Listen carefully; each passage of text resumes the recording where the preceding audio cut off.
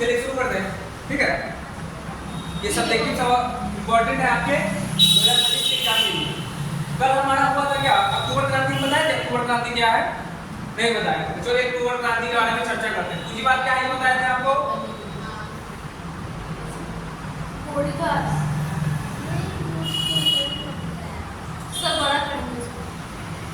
इसको बड़ा कर लेते हैं,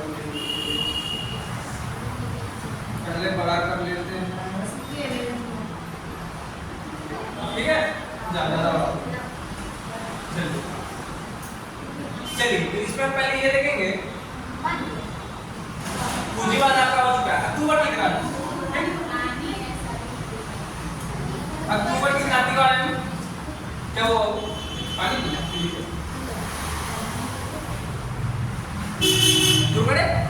चलिए देखिए क्या है अक्टूबर की क्रांति क्या है, यानी अक्टूबर में क्रांति हुई, हुआ अक्टूबर में नहीं, लेकिन उसका डेट बता रहा 7 नवंबर। कितना नवंबर, 7 नवंबर, ठीक है। 7 नवंबर 1917 ईस्वी में बोल्शेविकों ने पेट्रोग्राद के रेलवे स्टेशन, बैंक, डाकघर इस पर क्या कर लिया, कब्जा कर लिया, ठीक। जिसके कारण क्या हुआ कि वहां का जो राजा था किरणस्की वो भाग गया, ठीक। क्योंकि मान लीजिए जब क्या होगा किसी आंदोलनकारी के द्वारा जाके किसी भवन पे, चाहे वो सरकारी भवन हो या किसी व्यक्ति का निजी भवन, तो वहाँ पे बहुत सारे लोग जब जाके हमला करेंगे, उसको कब्जा कर लेंगे, तो वहाँ का जो मेन आदमी है वो भाग जाएगा, नहीं भागेगा तो मारा जाएगा। तो क्या हुआ कि केरेंस्की भाग गया और शासन की बागडोर बोल्शेविकों के हाथ में आ गई, जिसका अध्यक्ष लेनिन था। यानी बोल्शेविकों का अध्यक्ष कौन था, लेनिन था। ऑब्जेक्टिव में पूछा जाता है, बहुत इंपॉर्टेंट है। इसी क्रांति को बोल्शेविक क्रांति या नवंबर की क्रांति कहते हैं। यानी अक्टूबर की जो क्रांति हुई 7 नवंबर 1917 को, उसे अक्टूबर क्रांति या फिर बोल्शेविक की क्रांति भी कहा जाता है, ठीक। अब क्या कह रहा है कि इस अक्टूबर को, इसे अक्टूबर क्रांति भी कहते हैं क्योंकि पुराने कैलेंडर के अनुसार 25 अक्टूबर 1917 ईस्वी की घटना है। यानी यह जो घटना हुई नए कैलेंडर के अनुसार 7 नवंबर 1917 में थी, लेकिन पुराना जो कैलेंडर चल रहा था रसिया में, तो वो 25 अक्टूबर 1917 की थी, इसलिए इसे अक्टूबर क्रांति भी कहा जाता है, ठीक है।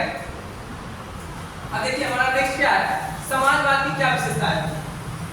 समाजवाद की विशेषताओं के बारे में कह रहा है कि बताइए जो समाजवादी की ऐसी विचारधारा थी जो समाज में आया, ठीक है। बहुत लोगों ने समाजवाद का समर्थन किया, बहुत ने पूंजीवाद का समर्थन किया, इस सब का समर्थन किया। इसमें समाजवाद का क्या है, इसकी क्या विशेषता है, तो यहाँ पे बता रहा है कि समाजवाद के उदय का कारण औद्योगिक क्रांति थी। यानी अगर समाज में औद्योगिक क्रांति नहीं होता तो शायद समाजवाद का जन्म नहीं होता, समाजवाद जैसी विचारधारा का उदय नहीं होता। फिर कह रहा है हालांकि ऐतिहासिक दृष्टि से समाजवाद का विकास 2 चरणों में हुआ। यानी कहा समाजवाद विकसित हुआ लेकिन इसके 2 फेज थे, ठीक। कितने फेज थे, 2 फेजों में इसका उदय हुआ। मार्क्स के पूर्व का समाजवाद एवं मार्क्स के बाद का समाजवाद, ठीक। यूरोपियन समाजवाद पुराना था। यानी कह रहा है कि समाजवाद में 2 तरीकों में बांटा। एक क्या करा, जो कार्ल मार्क्स बहुत इंपॉर्टेंट व्यक्ति था, ठीक। इसीलिए बताया जा रहा है कि एक समाजवाद है कार्ल मार्क्स से पहले का और एक समाजवाद है कार्ल मार्क्स से बाद का, ठीक। अब क्या कह रहा है यहाँ पे कि यह समाजवाद कल्पना लोकीय या स्वप्न लोकीय समाजवाद के नाम से भी जाना जाता है। यानी जो पहला समाजवाद था आपका क्या, जो कार्ल मार्क्स के बाद का समाजवाद है, जिसे यूरोपियन समाजवाद, ठीक है, पुराना था। और फिर क्या कह रहा है, यह समाजवाद के आदर्शवादी होते थे। जो पहले के समाजवादी थे, कार्ल मार्क्स के पहले के समाजवादी थे, उन लोगों को क्या करते थे, आदर्श पर चलते थे। वो लोग कहते थे ऐसा होना चाहिए, ऐसा नहीं होना चाहिए, काम नियम से चलना चाहिए, काम नियम से नहीं चलना चाहिए। ये पुराने का सोच था। लेकिन जब चचा कार्ल मार्क्स आए तो बोले कि नहीं, अब बात करके कोई फायदा नहीं होगा, अब क्या करना होगा, हथियार का इस्तेमाल करना होगा, ठीक है। तो इसलिए क्या हुआ कि जो व्यवहारिक नहीं थे, वैज्ञानिक समाजवाद वर्ग संघर्ष के माध्यम से उभरा था, इनके विचारवाद प्रतिवाद संश्लेषण पर आधारित था। इसलिए यह एक यथार्थवादी, दूसरा आदर्शवादी। यानी इसमें 2 तरीके के समाजवादी थे। एक कहता था एक्शन करो, एक बोलता था एक्शन करो पर रिएक्शन नहीं करो। तो जो कार्ल मार्क्स से पहले वाला था वो केवल एक्शन करता था, मतलब ज्यादा बात नहीं करता था, नॉर्मली बात विचार से काम करना चाहता था। लेकिन जो कार्ल मार्क्स आए तो उन्होंने क्या किया, कहा कि अब प्रेम से काम नहीं चलेगा, इसलिए हम लोग को हथियार उठाना पड़ेगा, ठीक। तो ये समाजवाद की विशेषता आपने जाना। फिर आपका नेक्स्ट है सर्वहारा वर्ग।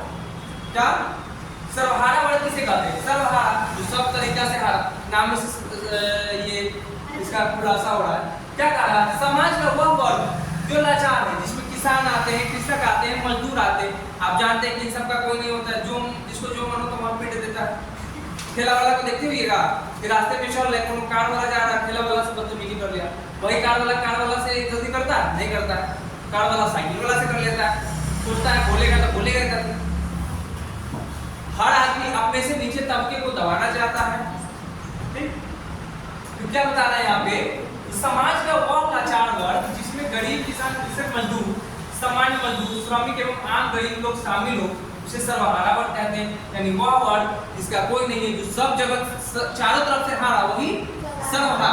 ठीक, फिर क्या कर रहा है, इस वर्ग के लोगों के पास बुनियादी चीज भी उपलब्ध नहीं होती है। धनी वर्ग इस वर्ग को उपेक्षित नजरों से देखते हैं। यानी क्या है, जो धनी लोग थे, यानी मतलब ज्यादा संपन्न लोग थे, वो मजदूरों को कैसे देखते हैं, क्या करते हैं, साइड साइड हमारे साथ नहीं होएंगे, तुम्हारे साथ नहीं खाएंगे, ठीक दूर हो, ठीक है, इस टाइप से। ठीक, ये आपका सर्वहारा वर्ग है, यानी जिसको कोई देखना नहीं चाहता। उसमें कौन आते हैं, किसान आते हैं, मजदूर आते हैं, लेबर आते हैं, और भी निम्न स्तर के लोग आते हैं जो आर्थिक तौर से असंपन्न है। क्या है, आर्थिक तौर से असंपन्न है, संपन्न नहीं है, असंपन्न है। असंपन्न मतलब पैसा वाला नहीं है। ठीक,